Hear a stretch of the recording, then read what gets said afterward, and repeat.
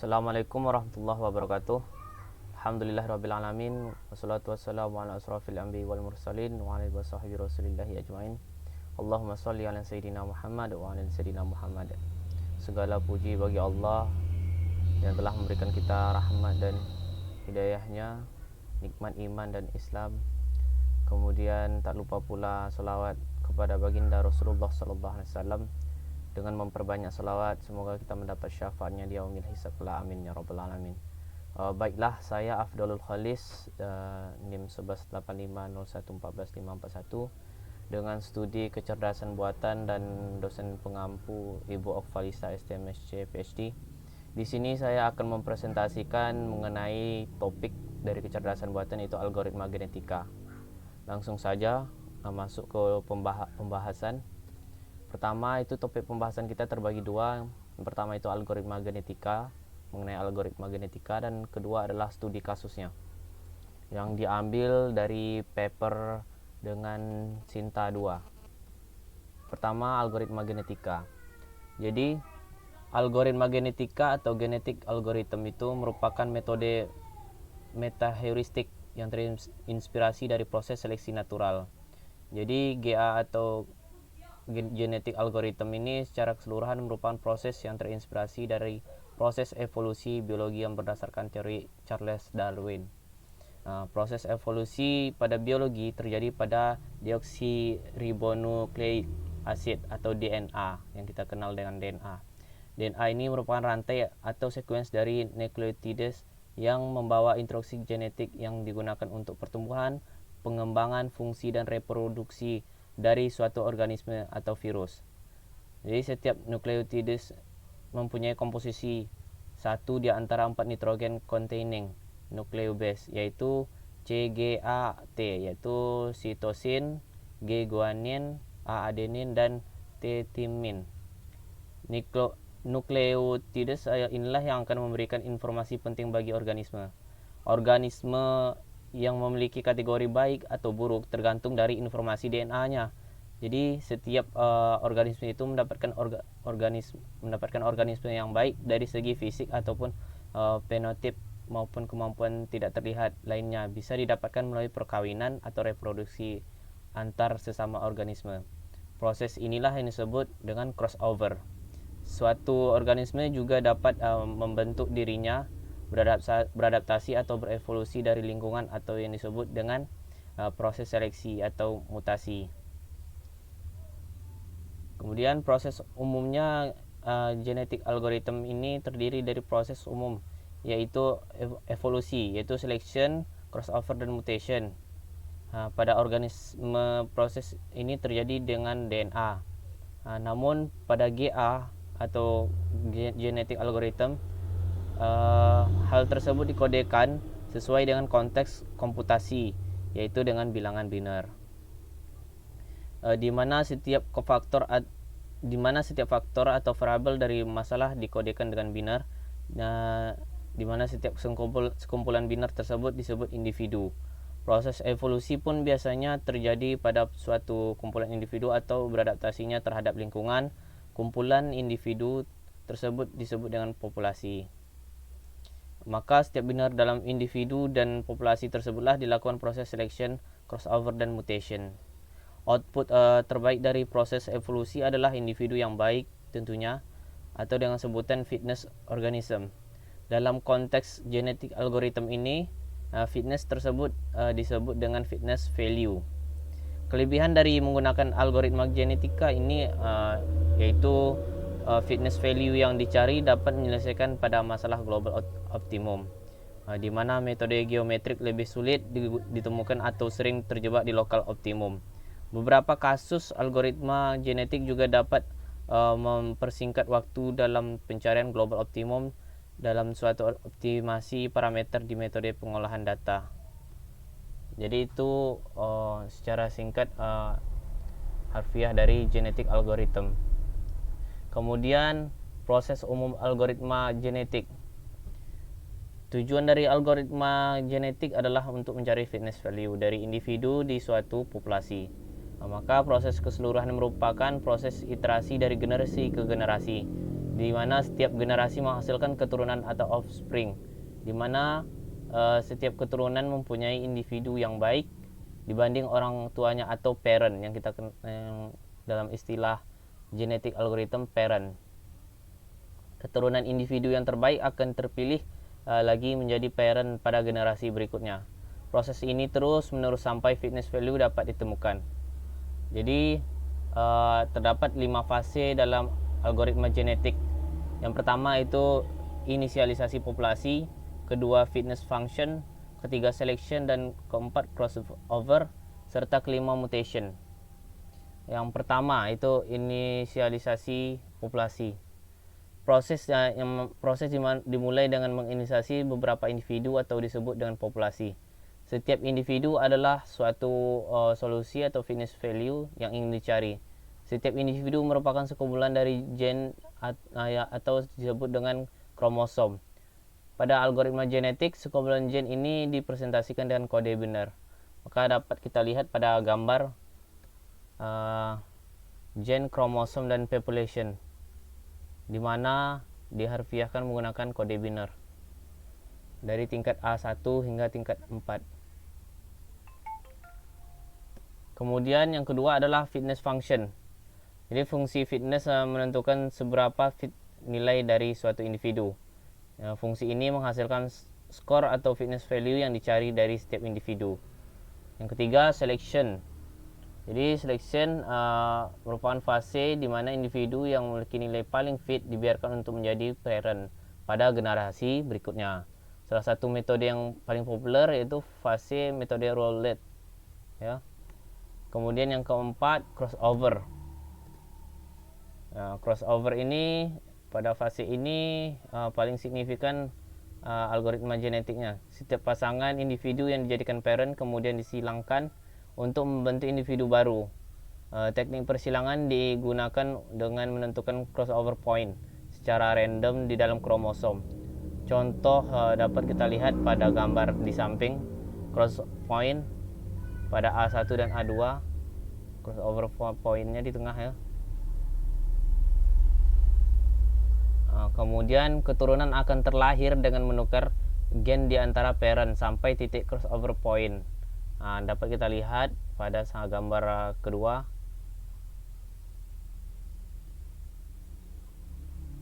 Setelah penukaran, keturunan baru dimasukkan ke populasi.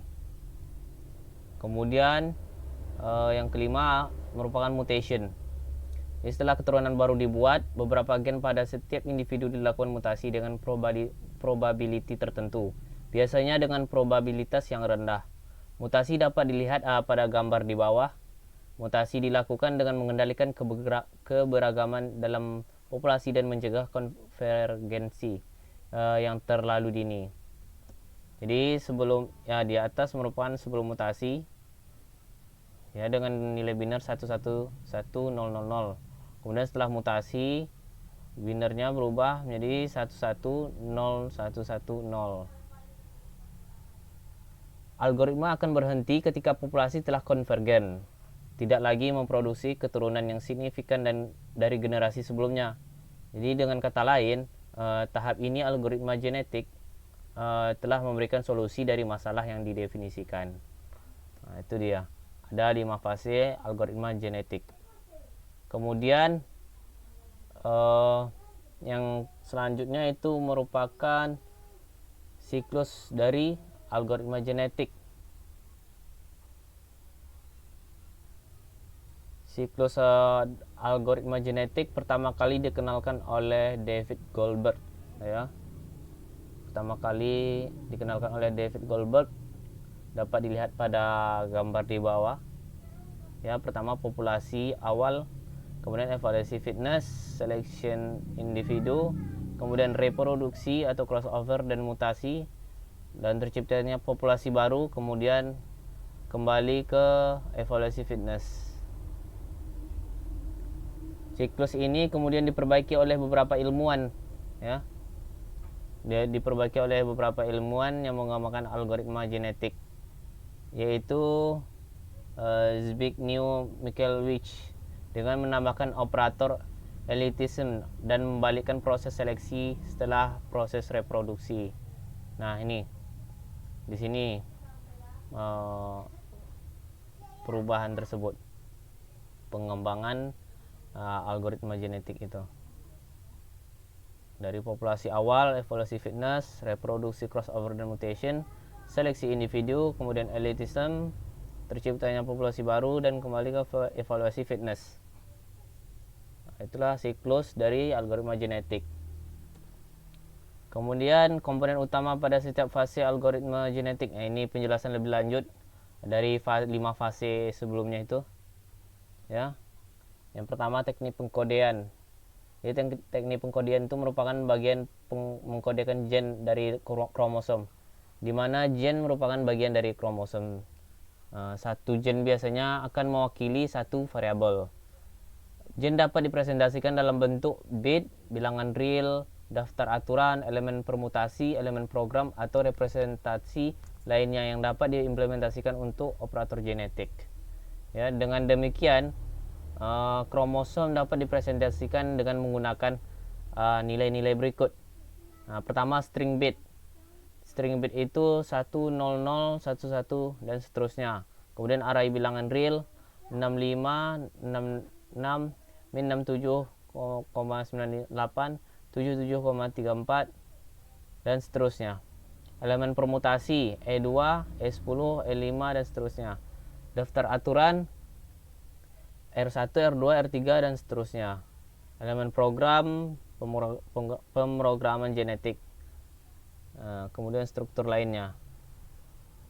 Kemudian yang kedua, membangkitkan populasi awal. Ya.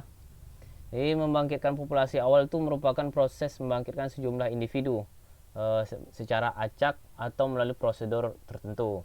Ukuran untuk populasi tergantung pada masalah yang akan diselesaikan dan jenis operator genetik yang akan diimplementasikan. Setelah ukuran populasi ditentukan, kemudian dilakukan pembangkitan populasi awal. Syarat yang harus dipenuhi untuk menunjukkan suatu solusi harus benar-benar diperhatikan dalam pembangkitan setiap individunya. Jadi teknik dalam pembangkitan populasi awal ini ada beberapa cara. Di antaranya adalah pertama, random generator ya. Jadi pada random generator ini, inti dari cara ini adalah melibatkan pembangkitan bilangan random untuk nilai setiap gen sesuai dengan representasi kromosom yang digunakan. Jika menggunakan representasi biner, salah satu contoh penggunaan random generator itu menggunakan rumus. Kemudian contoh lain random generator dalam representasi permutasi adalah pada saat dibangkitkan populasi awal untuk menyelesaikan permasalahan traveling salesman problem. Yang kedua itu pendekatan tertentu atau memasukkan nilai tertentu ke dalam gen. Cara ini adalah dengan memasukkan nilai tertentu ke dalam gen dari populasi awal yang dibentuk. Kemudian yang ketiga adalah permutasi gen. Salah satu cara permutasi gen ini dalam pembangkitan populasi awal itu penggunaan permutasi Josephus dalam permasalahan kombinatorial seperti TSP. Jadi misalnya ada kota 1 dari sampai 9. Permutasi dari lintasan dapat dilakukan dengan menentukan titik awal dan selang. Misalnya titik awal adalah 6 dan selang adalah 5. Maka lintasan berangkat dari kota 6 dengan selang 5 dan kota 6 adalah kota 2. Dengan asumsi kota 1 sampai 9 membentuk circular list atau lingkaran. Kemudian yang ketiga itu seleksi ya. Seleksi ini digunakan untuk memilih individu mana saja yang akan dipilih untuk proses kawin silang dan mutasi. Jadi seleksi digunakan untuk mendapat calon induk yang baik. Induk yang baik akan menghasilkan keturunan yang baik tentunya. Semakin tinggi nilai fitness atau fitness value-nya pada suatu individu, semakin besar kemungkinannya untuk terpilih. Langkah pertama yang dilakukan dalam seleksi ini adalah pencarian nilai fitness atau fitness value yang nantinya akan digunakan pada tahap seleksi berikutnya. Masing-masing individu dalam wadah seleksi akan menerima probabilitas reproduksi yang tergantung pada nilai objektif dirinya sendiri terhadap nilai objektif dari semua individu dalam wadah seleksi tersebut. Jadi kemudian di sini dapat dijelaskan terdapat beberapa metode seleksi. Yang pertama itu merupakan mesin roulette, yang kedua adalah turnamen. Jadi pada mesin roulette, metode ini merupakan metode yang paling sederhana dan sering dikenal dengan nama stochastic, seperti yang kita jelaskan sebelumnya, yaitu seleksi roulette ya. Untuk lebih jelas, cara kerja metode ini yang pertama itu menghitung nilai fitness dari masing-masing individu dengan rumus tertentu FI, di mana I adalah individu ke 1 sampai ke N. Kemudian kedua itu hitung total fitness semua individu. Selanjutnya menghitung probabilitas masing-masing individu. Kemudian probabilitas tersebut dihitung jatah masing-masing individu pada angka 1 sampai 100. Langkah selanjutnya yaitu dibangkitkan bilangan random antara 1 sampai 100. Dari bilangan random yang dihasilkan tersebut, kemudian ditentukan individu mana yang terpilih dalam proses seleksi. Begitulah dari mesin roulette. Kemudian seleksi dengan turnamen. Jadi pada metode seleksi dengan turnamen ini ditetapkan suatu nilai tur untuk individu-individu yang dipilih secara random dari suatu populasi. Individu-individu yang terbaiklah dalam kelompok itu akan diseleksi sebagai induk. Parameter yang digunakan di metode ini merupakan ukuran tur yang bernilai antara 2 sampai N atau jumlah individu dalam suatu populasi. Itulah dia dari seleksi. Keempat itu pindah silang atau crossover. Jadi kawin silang atau crossover ini seperti kita jelaskan sebelumnya, merupakan operator dari algoritma genetik atau fasenya yang melibatkan dua induk untuk membentuk kromosom baru. Pindah silang atau crossover ini menghasilkan titik baru dalam ruang pencarian yang siap untuk diuji. Operasi ini tidak selalu dilakukan pada semua individu yang ada. Individu yang dipilih secara acak untuk dilakukan crossing dengan PC antara 0,6 sampai dengan 0,95. Jika pindah silang tidak dilakukan, maka nilai dari induk akan diturunkan kepada keturunan. Kemudian prinsip dari pindah silang ini merupakan melakukan operasi pertukaran dan aritmatika pada gen-gen yang bersesuaian dari dua induk untuk menghasilkan individu baru. Proses crossover ini dilakukan pada setiap individu dengan probabilitas crossover yang ditentukan.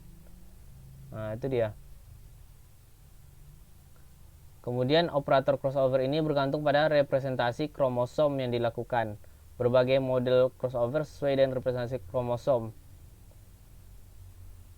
Kromosom itu ada beberapa. Yang pertama crossover itu ada beberapa macam. Yang pertama crossover satu titik. Ya, kemudian yang kedua crossover banyak titik. Yang ketiga crossover aritmatika. Kemudian yang keempat itu ada crossover untuk representasi kromosom permutasi. Ada 4 model dari crossover. Selanjutnya yang kelima itu mutasi. Ya, operator yang ini merupakan mutasi gen. Berperan untuk mengganti gen yang hilang dari populasi akibat proses seleksi yang memungkinkan munculnya kembali gen yang tidak muncul pada inisialisasi populasi. Kromosom anak dimutasi dengan menambahkan nilai random yang sangat kecil atau ukuran langkah mutasi dengan probabilitas yang rendah. Peluang mutasi atau yang didefinisikan NPM sebagai presentasi dari jumlah total gen pada populasi yang memulai mutasi. Peluang mutasi mengendalikan banyak gen baru yang akan dimunculkan untuk dievaluasi. Jika peluang tersebut kecil, banyak gen yang mungkin berguna untuk tidak pernah dievaluasi. Tapi jika peluangnya besar, maka akan terlalu banyak gangguan acak sehingga anak akan kehilangan kemiripan dari parentnya atau induknya. Dan juga algoritma kehilangan kemampuan untuk belajar dari histori pencarian. Ada beberapa pendapat mengenai laju mutasi ini. Ada yang berpendapat bahwa laju mutasi sebesar 1/n akan memberikan hasil yang cukup baik. Ada juga yang beranggapan laju mutasi tidak tergantung pada ukuran populasinya. Kromosom hasil mutasi harus diperiksa apakah masih berada pada domain solusi, dan bila perlu bisa dilakukan perbaikan. Mutasi ini juga ada beberapa model. Pertama itu mutasi biner, kemudian yang kedua itu mutasi bilangan real, yang ketiga mutasi kromosom permutasi. Itu dia, ada 3 model. Lanjut, kita masuk ke studi kasus. Studi kasus kita ini berdasarkan paper dengan Sinta 2 ya, dengan judul optimasi biaya distribusi rantai pasok 3 tingkat dengan menggunakan algoritma genetik adaptif dan terdistribusi, yang diterbitkan oleh dengan autor Zulfahmi Indra dan Subanar, jurusan Matematika FMIPA Unimed Medan, kemudian jurusan Matematika FMIPA UGM Yogyakarta. Nah, lanjut ke pendahuluan terlebih dahulu. Setiap perusahaan tidak dapat lepas dari persoalan transportasi tentunya ya, baik untuk pengadaan bahan baku ataupun dalam mengalokasikan barang jadinya. Salah satu metode yang dapat digunakan untuk meminimalkan biaya transportasi adalah dengan mengoptimalkan pendistribusian barang sebaik mungkin, yaitu dengan menggunakan metode transportasi. Esensi dari persaingan bisnis saat ini terletak pada bagaimana sebuah perusahaan dapat mengimplementasikan proses penciptaan produk secara lebih murah, lebih baik, dan lebih cepat, yaitu dengan istilah kita kenal cheaper, better, dan faster and faster dibandingkan dengan pesaing bisnisnya, sehingga diperlukan rantai pasok yang efektif. Nah, rantai pasok itu merupakan suatu sistem tempat organisasi menyalurkan barang produksi dan jasanya kepada para pelanggannya. Konsep rantai pasok ini merupakan konsep baru dalam melihat persoalan logistik. Konsep lama melihat logistik lebih sebagai persoalan intern masing-masing perusahaan, dan pemecahannya dititik beratkan pemecahan secara intern di perusahaan masing-masing. Kemudian inti utama dari manajemen rantai pasok adalah proses distribusi. Distribusi yang optimal akan menjadi kunci dari keberhasilan perusahaan dalam menjalankan bisnis. Pada persoalan distribusi ini terdapat 2 macam biaya, yaitu biaya yang berpengaruh, itu variable cost, yang merupakan biaya yang meningkatkan seiring dengan jumlah produk yang diantarkan dari sumber ke tujuan. Kemudian yang kedua adalah fixed cost, yaitu biaya yang timbul setiap terjadi proses transportasi untuk sejumlah barang dari sumber ke tujuan. Rantai pasok 3 tingkat dibatasi oleh kapasitas dengan memperhatikan peramalan terbaru, di mana masing-masing retailer, manufaktur, dan pemasok itu memiliki permasalahan sendiri, sehingga mereka sangat membutuhkan peramalan yang terbaik. Kemudian sistem rantai pasok 3 tingkat ini bersifat stokastik, sehingga beberapa biaya sulit untuk dicapai nilai minimalnya. Penyelesaian rantai pasok 3 tingkat juga bisa dengan menggunakan kecerdasan buatan. Maka mengintegrasikan model rantai pasok 3 tingkat dengan pendekatan kecerdasan buatan, sehingga manajemen rantai pasok bisa disimulasikan secara baik. Di samping itu juga dapat menentukan struktur biaya masing-masing bagian seperti pemasok, grosir, dan retailer. Beberapa penelitian menggunakan particle swarm optimization dalam pemecahan permasalahan rantai pasok 3 tingkat seperti penelitian yang dilakukan ini. Teknik simulasi juga merupakan salah satu cara penyelesaian permasalahan rantai pasok, ya, seperti yang dilakukan oleh peneliti di jurnal ini. Kemudian di mana dalam penelitiannya dipecahkan kasus distribusi 2 tingkat dengan menggunakan Bayes algorithm. Permasalahan distribusi 3 tingkat merupakan permasalahan yang kompleks, ya, dalam jaringan rantai pasok, di mana sebagian besar dari penelitian yang telah dilakukan sebelumnya diarahkan pada permasalahan distribusi 1 dan 2 tingkat. Dengan pertimbangan itu, penelitian ini memusatkan pada permasalahan distribusi rantai pasok 3 tingkat yang melibatkan manufaktur, distributor, grosir, dan retailer dengan tujuan meminimumkan biaya total distribusi dan atau transportasinya. Oleh karena itu, pendekatan algoritma genetik adaptif dan terdistribusi diharapkan mampu menentukan biaya total distribusi yang paling optimal. Mengingat kompleksnya permasalahan rantai pasok 3 tingkat, penggunaan metode meta-heuristik seperti algoritma genetik dapat dengan cepat menyelesaikan permasalahan. Supply chain model merupakan permasalahan yang sangat besar dan kompleks, di mana waktu menjadi tuntutan yang wajib untuk memuaskan pasar.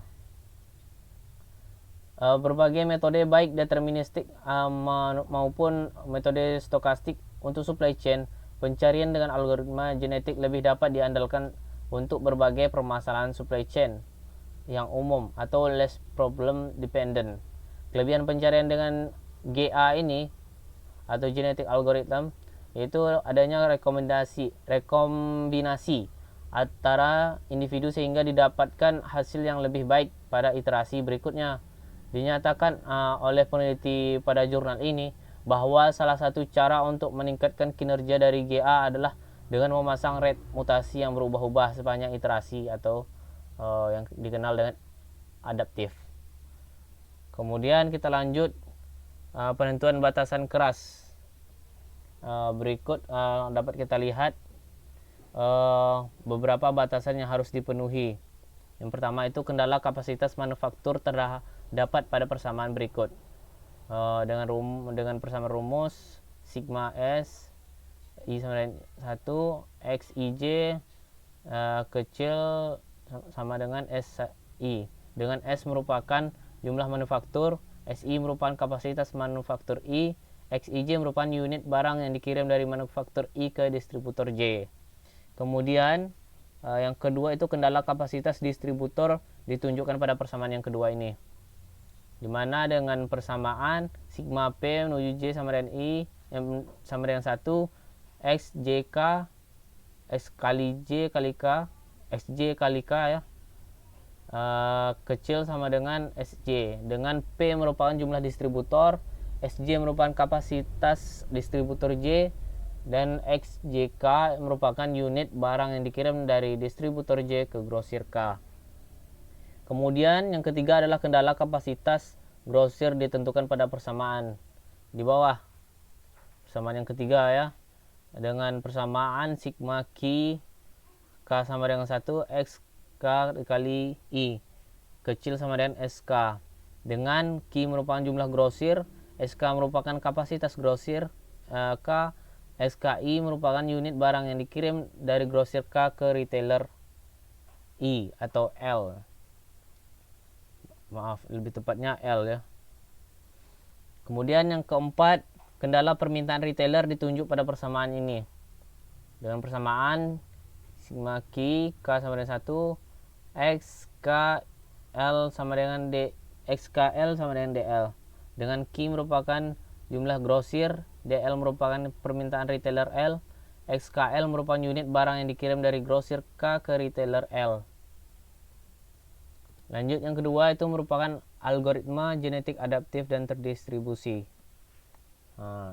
Langkah yang dilakukan dalam proses algoritma adaptif dan terdistribusi ini hampir sama dengan GA atau genetik algoritma yang biasa. Dalam algoritma adaptif ini beberapa parameter genetik seperti probabilitas mutasi, probabilitas crossover, dan jumlah individu di dalam subpopulasi dibuat dinamis dan berubah-ubah sepanjang waktu. Kemudian dalam yang GA terdistribusi terdapat beberapa subpopulasi yang mana masing-masing akan dikembangkan sendiri-sendiri secara paralel. Kemudian memungkinkan untuk terjadinya perpindahan antara subpopulasi. Kemudian langkah-langkah dalam algoritma genetik adaptif dan terdistribusi ditunjukkan pada flowchart di samping ya. Pertama mulai, kemudian input jumlah populasi, generasi, probabilitas crossover, probabilitas mutasi, probabilitas migrasi, dan migrasi rate. Kemudian lanjut pada rumus pembangkitan sub-sub populasi awal. Kemudian pembangkitan dan evaluasi fitness, seleksi induk, perkawinan silang, mutasi anak, perbaikan gen anak, perhitungan fitness anak, elitisme. Kemudian perhitungan sisa masa hidup individu di dalam subpopulasi, kemudian pertukaran individu antara subpopulasi, dan yang terakhir rumus terakhir update PC dan PM. Yang ketiga ini digolongkan dengan proses adaptif dan terdistribusinya. Kemudian masuk ke percabangan generasi sama dan max. Jika ia selesai, jika tidak, dilakukan perulangan ke seleksi induk. Itulah flowchart dari algoritma adaptif dan terdistribusi. Kemudian masuk ke metode penelitian. Yang pertama itu representasi kromosom. Ini kromosom itu merupakan solusi yang diinginkan. Dalam rantai pasok 3 tingkat ini, solusi yang diinginkan adalah jumlah distribusi barang dari setiap manufaktur ke setiap distributor. Kemudian dari setiap distributor ke setiap grosir, dan dari setiap grosir itu ke setiap retailernya. Dengan demikian, maka semua kromosom dipresentasikan ke dalam 3 sub, di mana sub pertama itu mewakili jumlah barang yang didistribusikan dari setiap manufaktur menuju ke setiap distributor. Panjang sub pertama itu sejumlah manufaktur dikalikan dengan jumlah distributor. Sub kedua mewakili jumlah barang yang didistribusikan dari setiap distributor ke setiap grosir dengan panjang jumlah distributor dikalikan dengan jumlah grosir. Sedangkan sub ketiga itu mewakili jumlah barang yang didistribusikan dari setiap grosir menuju setiap retail dengan panjang jumlah grosir dikalikan dengan jumlah retail. Dapat ditunjukkan pada tabel di bawah ya, representasi kromosomnya. Sub 1, sub 2, sub 3. Ini dia. M1 dikali D1, M2 dikali D1. Kemudian MI dikali D1. Kemudian M1 dikali D2, M2 dikali D2 hingga MI dikali DJ. Begitu juga dengan sub 2. Ini dia ya. Kemudian pada gambar ini setiap slot akan mewakili jumlah barang yang didistribusikan. Pembangkitan kromosom dimulai pada sub 3. Sub 3 ini ya. Pada sub 3 dimulai dari pemenuhan kebutuhan dari satu retail oleh setiap grosir. Kemudian dilanjutkan dengan pemenuhan kebutuhan retail lainnya oleh setiap grosir. G1R1 yang pertama itu berarti jumlah barang yang didistribusikan dari grosir 1 menuju retailer 1. Kemudian demikian juga seterusnya. Sub selanjutnya itu yang akan dibangkitkan adalah sub 2. Ini sub 2. Di sub 2 ini dimulai dengan pemenuhan kebutuhan satu grosir oleh setiap distributor. D1 G1 ini mewakili jumlah barang yang didistribusikan dari distributor 1 ke grosir 1 dan seterusnya. Kemudian sub terakhir itu dibangkitkan adalah sub 3. Ya, sub 3 ya, pemenuhan kebutuhan setiap distributor oleh manufaktur berdasarkan pada sub 2. Setiap slot pada sub 1 ya, pada sub 1 itu mewakili jumlah barang yang didistribusikan dari sebuah manufaktur ke sebuah distributor. Di mana M1D1 ini, M1D1 mewakili jumlah barang yang didistribusikan dari manufaktur 1 menuju ke distributor 1. Kemudian demikian juga seterusnya, sama. Kemudian selanjutnya ke penentuan fungsi fitness. Jadi setiap kromosom yang telah dibangkitkan akan dievaluasi dengan sebuah fungsi disebut dengan fungsi fitness. Semakin tinggi nilai fitness tersebut atau fitness value, maka semakin kuat sebuah individu. Perhitungan nilai fitness ini didasarkan pada biaya distribusi. Dapat dilihat pada persamaan berikut biaya distribusi tersebut.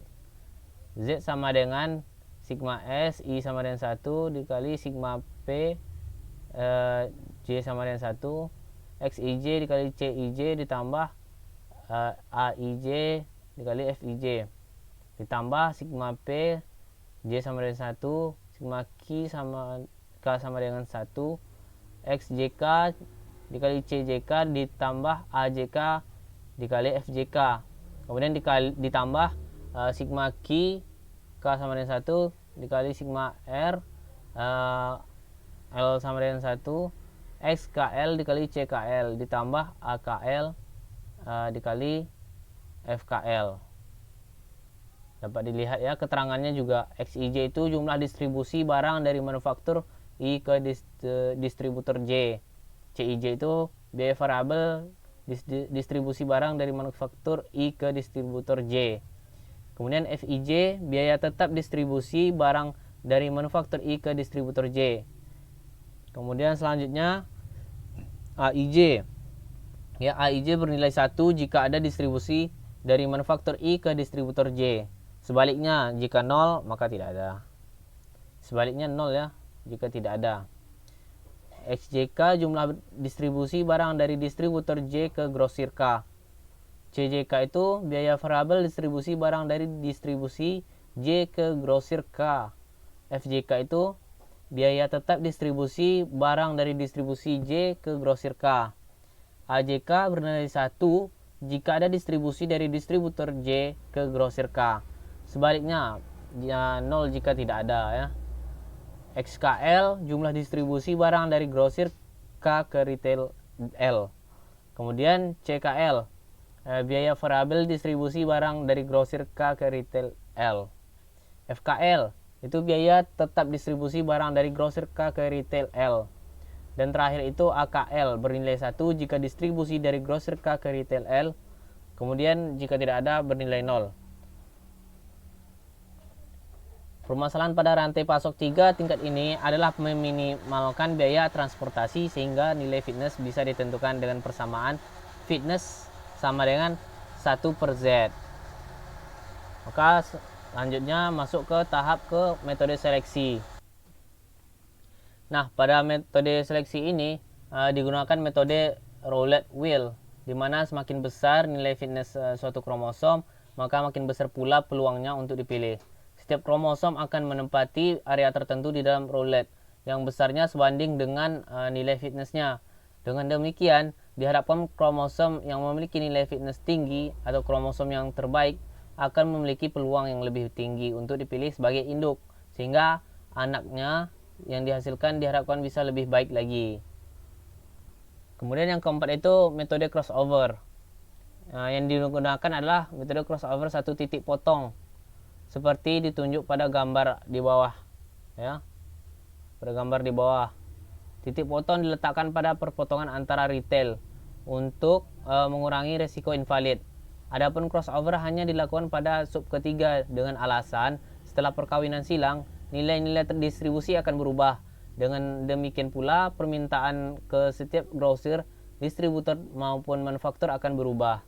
Hal ini berdampak pada disesuaikan pada sub 2 dan ketiga, yang prosesnya hampir sama dengan mengacak kembali sub 2 dan sub 3.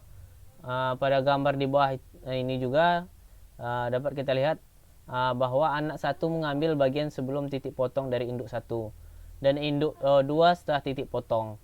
Anak 2 mengambil bagian sebelum titik potong dan dari induk 2 dan induk 1 setelah titik potong. Nah, itu dia metode crossovernya. Selanjutnya kelima itu metode mutasi ya. Proses mutasi yang digunakan itu teknik pertukaran, di mana akan dipilih 2 gen dalam satu retail secara acak, kemudian akan ditukarkan.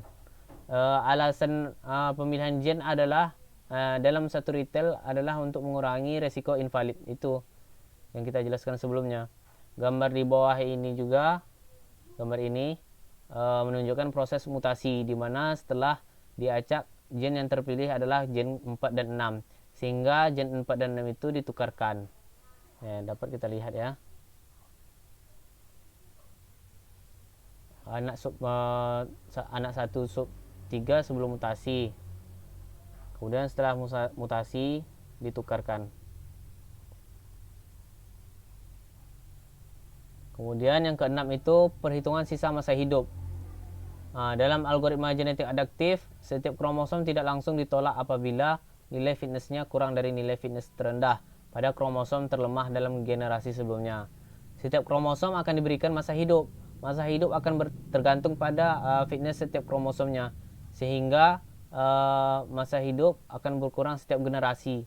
Pengurangan masa hidup tidak berlaku pada kromosom dengan nilai fitness yang tinggi. Hal ini bertujuan untuk mempertahankan kromosom dengan fitness tertinggi itu. Formula itu untuk menentukan sisa masa hidup ditunjukkan pada persamaan di samping.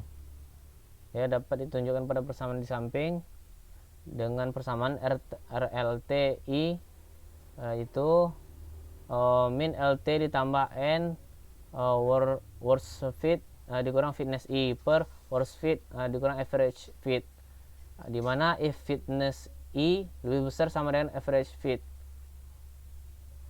Kemudian 1/2 min LT ditambah max LT ditambah N average fit dikurang fitness I per average fit dikurang best fit, di mana if fitness I kecil dari average fit dengan nilai N itu sama dengan 1/2 max LT dikurang min LT. Dalam penelitian ini juga besarnya min RLT dan max RLT adalah 1 dan 11. Worst fit dan best fit itu masing-masing menunjukkan nilai fitness terendah dan terbaik pada generasi tersebut. Parameter fitness I menunjukkan fitness kromosom yang sedang diberikan masa hidup. Jadi average fit menunjukkan rata-rata fitness pada generasi tersebut. Kemudian pertukaran antar subpopulasi. Jadi salah satu implementasi algoritma genetik terdistribusi yaitu merupakan menggunakan model pulau, di mana terdapat beberapa sub pulau yang hidup dalam beberapa pulau. Setiap sub pulau itu juga akan melakukan proses pembangkitan kromosom, seleksi, crossover, mutasi dan repair-nya sendiri. Setelah satu rangkaian proses pembentukan generasi selesai, maka berikutnya adalah pertukaran kromosom antar subkromosom dimungkinkan dengan peluang sebesar probabilitas migrasinya. Jadi jumlah kromosom yang akan bertukar ditentukan oleh migration rate. Jadi nilai migration rate itu biasanya kecil, itu antara 1 hingga 10%. Namun beberapa penelitian yang dilakukan tidak menemukan sebuah kesimpulan apakah semakin banyak individu yang ditukar akan semakin baik. Kemudian adapun langkah-langkah dalam pertukaran kromosom itu ada 4 langkah. Yang pertama itu bangkitkan P bilangan 0 hingga 100. Jika P kecil dari probabilitas migrasi dikali 100, maka lakukan migrasi. Jika tidak, maka generasi ini tidak terjadi migrasi. Kemudian yang ketiga, hitung jumlah pertukaran yaitu migration rate-nya dikalikan dengan rata-rata jumlah individu pada semua subpopulasi. Dan yang terakhir adalah melakukan pertukaran sejumlah N kali dengan cara mengacak subpopulasi yang terkena pertukaran dan mengacak kromosom di dalam subpopulasi yang terkena pertukaran. Dan yang selanjutnya itu adaptasi nilai probabilitas crossover dan probabilitas mutasi. Jadi probabilitas crossover PC akan menyesuaikan dengan ukuran populasi pada generasi tersebut. Pengaturan PC bertujuan agar crossover tidak terjadi terlalu sering apabila ukuran populasi sangat besar. Maka hal tersebut akan berpengaruh pada waktu komputasi yang terlalu lama. Ini nilai PC ditentukan dengan formula di bawah. New PC sama dengan init PC dikali init npop per current pop. Dengan init PC menyatakan PC awal yang diberikan oleh pengguna. Init PC, init pop, init npop ya maksud saya merupakan nilai awal dari ukuran populasi yang diinginkan oleh pengguna. Sedangkan current npop merupakan ukuran populasi pada generasi saat itu. Probabilitas mutasi PM ditentukan berdasarkan peningkatan rata-rata fitness pada generasi tersebut. PM ditentukan dengan formula pada persamaan di bawahnya. PM sama dengan PM all dikali 0,95 di mana if fitness average dikurang fitness average lebih besar dari threshold. Kemudian PM all dikali 1,1 di mana if fitness average dikurang fitness average all kecil dari threshold. Dengan PM all merupakan PM pada generasi sebelumnya, fitness average dan fitness average all merupakan nilai rata-rata fitness pada generasi tersebut dan pada generasi sebelumnya. Jadi threshold ini merupakan nilai yang diberikan sebagai pembatas kenaikan rata-rata fitness terdapat batasan minimum dan maksimum PM-nya agar nilai PM tersebut berada pada interval yang kita inginkan atau nilai yang kita harapkan. Selanjutnya, setelah metode penelitian itu hasil dan pembahasannya. Jadi melalui paper ini hasil dan pembahasan dijelaskan juga percobaan dilakukan dengan berbagai nilai parameter genetik.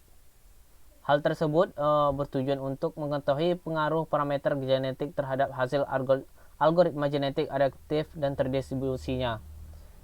Nilai probabilitas crossover-nya yang diamati itu 0,1 hingga 1 dengan peningkatan sebesar 0,1 pada setiap percobaannya. Sedangkan nilai probabilitas mutasi yang diamati itu 0,1 dan 0,2. Probabilitas migrasi 0,1 dan 0,2 itu dan rate migrasi yang diamati adalah 0,1. Jumlah subpopulasi yang digunakan adalah yang ketiga. Jumlah adalah 3 ya, maksud saya. Jumlah kromosom yang di dalam setiap subpopulasi itu diinisialisasikan sebanyak 10. Jumlah kromosom maksimalnya di dalam setiap subpopulasi adalah sebanyak 100. Setiap percobaan yang dilakukan untuk setiap kombinasi adalah sebanyak 30 kali. Sehingga total percobaan yang dilakukan itu sebanyak 1.200 kali percobaan. Nah, data percobaannya itu yang digunakan 3 manufaktur, 2 distribusi, 3 grosir, dan 4 retailer. Retail maksud saya. Tabel 1 itulah dapat kita lihat menunjukkan permintaan setiap retail. Retail 1 itu permintaannya 150, retail 2 80, retail 3 100, dan 4 itu 270. Kemudian di bawahnya dapat kita lihat tabel yang kedua, tabel biaya transportasi grosir, retail, dan kapasitas grosir. Di mana grosir 1 ya, dengan retail 1 itu CKL sama dengan 43, FKL sama dengan 500. Retail 2-nya C25, F 1200. Retail 3 C sama dengan 10, F 800, dan retail 4 C50, F 2000. Nah, dengan kapasitas grosirnya itu 200.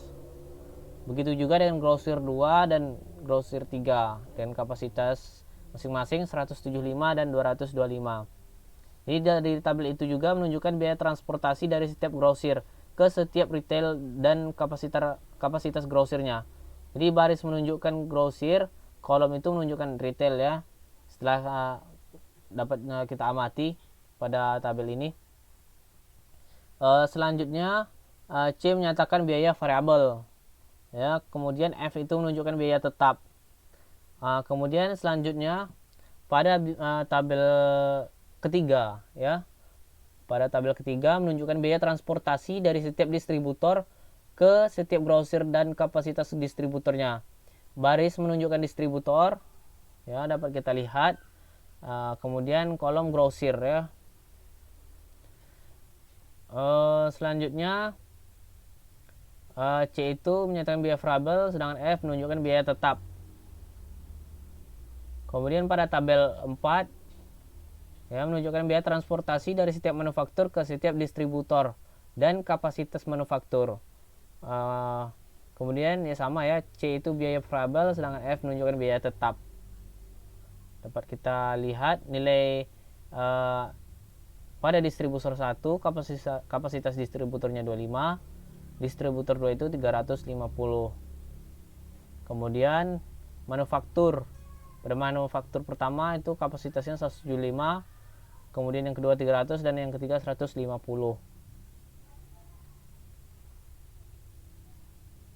Kemudian dengan nilai variabel, sedangkan F tadi biaya tetap ya, pada masing-masing kolom dapat kita lihat nilainya masing-masing. Selanjutnya analisa hasil percobaan.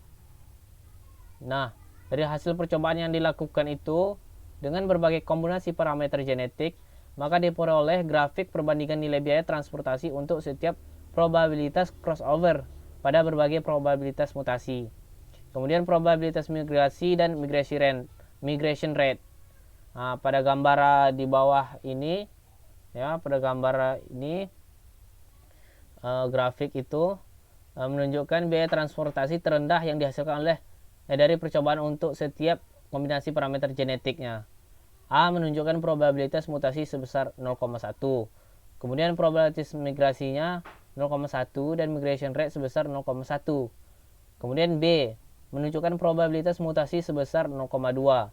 Kemudian probabilitas migrasinya 0,1 dan migration rate sebesar 0,1. C menunjukkan probabilitas mutasi sebesar 0,1, probabilitas migration 0,2 dan migration rate sebesar 0,1. Nah, begitu juga dengan D yang berwarna ungu ya. D menunjukkan probabilitas mutasi sebesar 0,2, probabilitas migration 0,2 dan migration rate sebesar 0,1. Untuk setiap A, B, C dan D itu dilakukan pengamatan untuk nilai probabilitas sebesar crossover 0,1 hingga 1 dengan peningkatan sebesar 0,1. Setiap percobaan dilakukan masing-masing 30 kali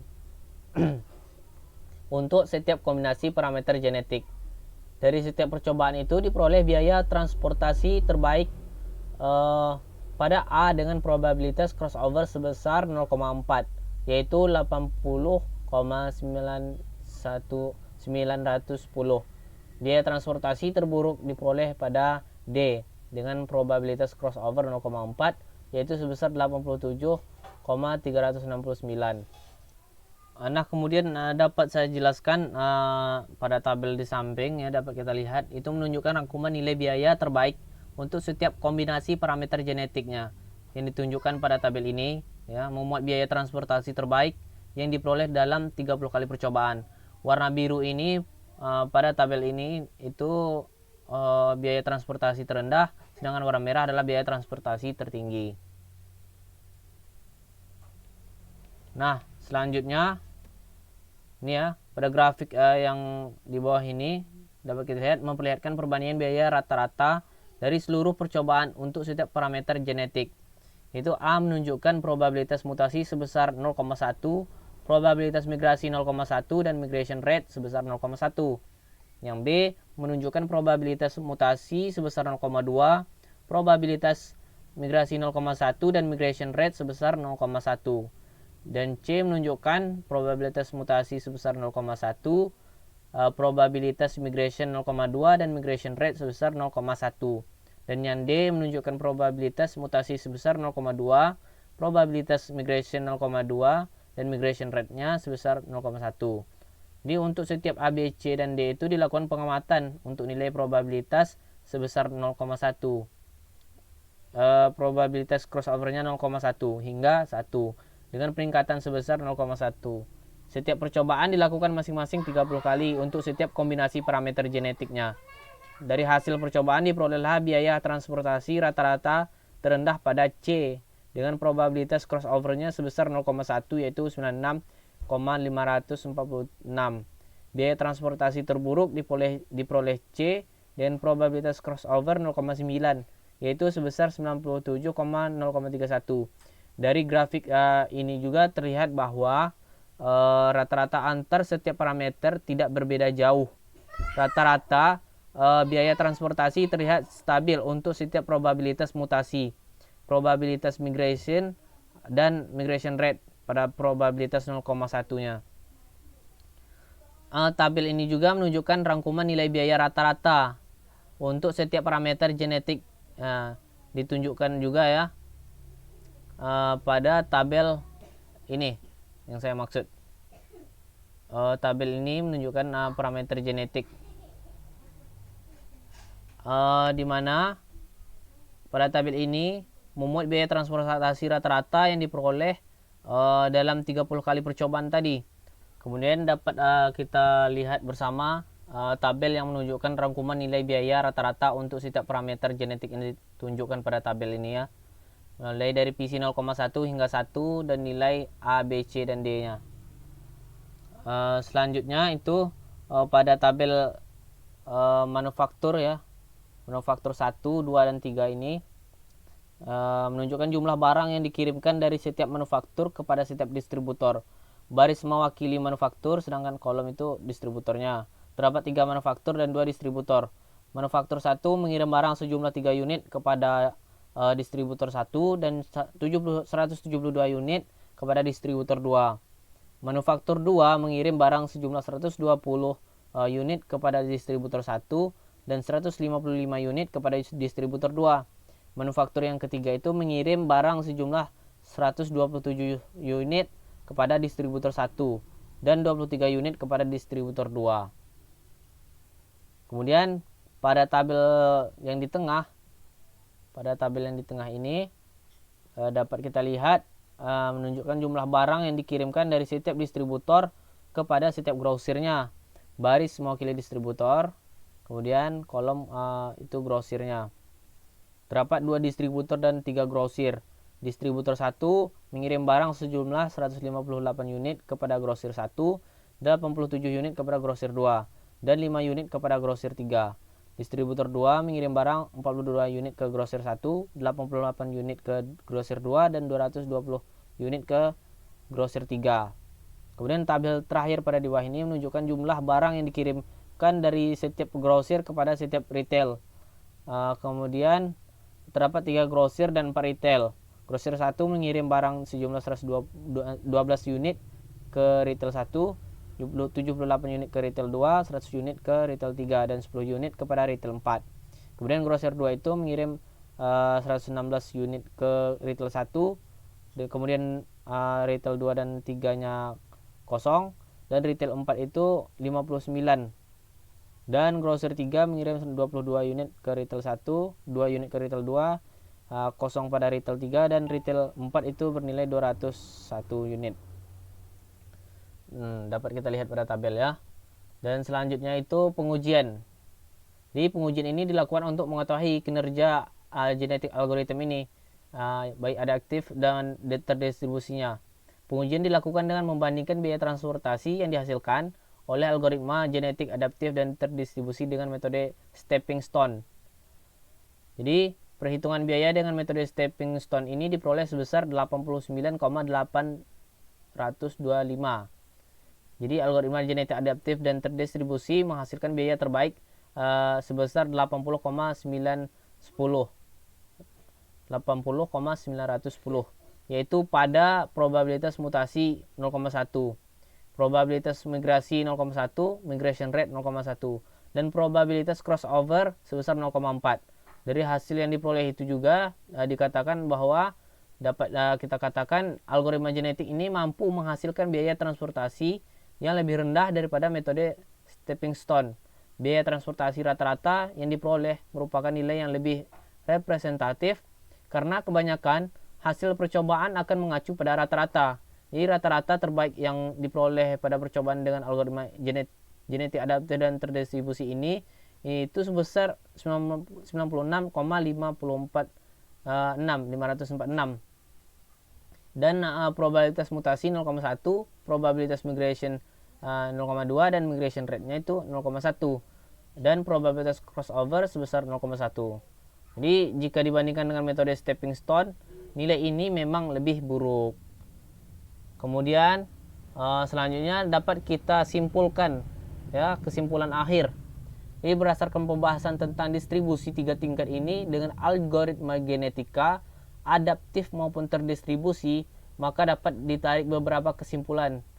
Nah, yang pertama itu algoritma genetik adaptif dan terdistribusi mampu memberikan solusi untuk menyelesaikan rantai pasok 3 tingkat pada distribusi barang manufaktur, distributor, grosir maupun retail.